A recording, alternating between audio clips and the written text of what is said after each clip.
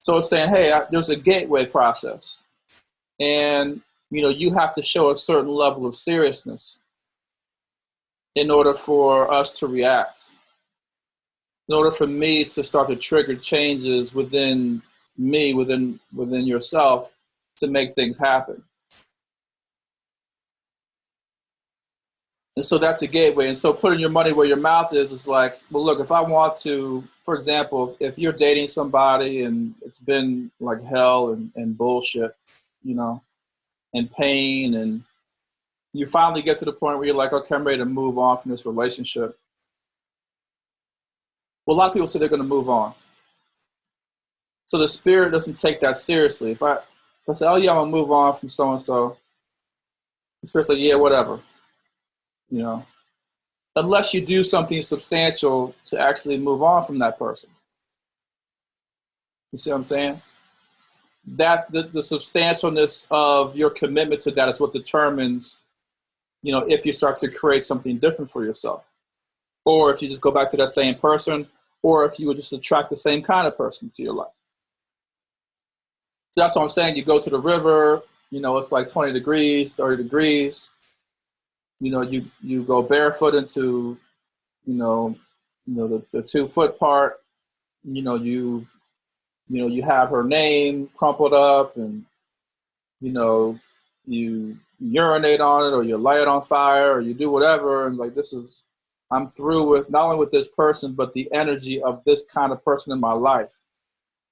And you cry and you weep and you welcome the new you, and I'm open to moving into something better, something higher. Like that 5 sensory activity is what the brain hears. The brain doesn't just hear words, which is why the using phase of what we do is the last thing that we do, where it's just words and talking. The brain doesn't hear words. The brain it hears, like I told you before, in technicolor. Like, it's got to feel it, it's got to see it, it's got to smell it, it's got to taste it. You see what I'm saying?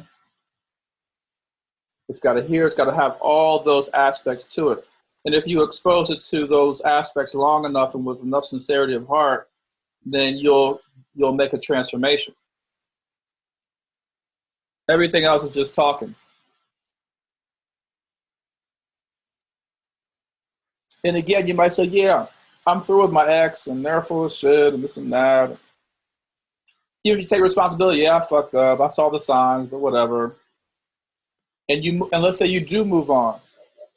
That's not enough to really, for most people. There's always exceptions, but that's not enough for most people to actually attract something better into their life. So yeah, some of y'all might not call your ex back, but you'll just get with somebody else who's similar, on a similar vibration. Somebody else who also doesn't commit and also is not responsible, and et cetera, et cetera. Also is not a communicator, also is duplicitous in their actions and stuff like that. No, show yourself that you want to make the change. Show the brain. Because when you step out in that water, or you take that $200 that you really need to pay the electric bill, and you go out and buy offerings with it, or take 4 50s, $50 bills, and staple his or her name to that motherfucker, and what I'm saying, and write some shit. When you do that's impactful.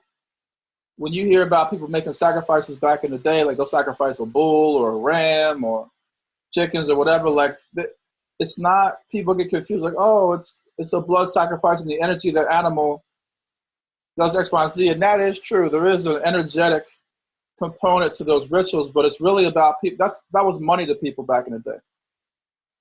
Like, if you're a herder, you know what I'm saying, or a farmer, and you've got like 3 cows and a bull, and you take 2 of those cows and sacrifice them at the altar, man, I mean, that's like 20 grand, you know what I'm saying, in cash. So they're saying, look, I'm not stuck to anything that's being presented to me physically in this world. You know what I'm saying? Like, take my money, take whatever, like, what's more important to me is a spiritual elevation.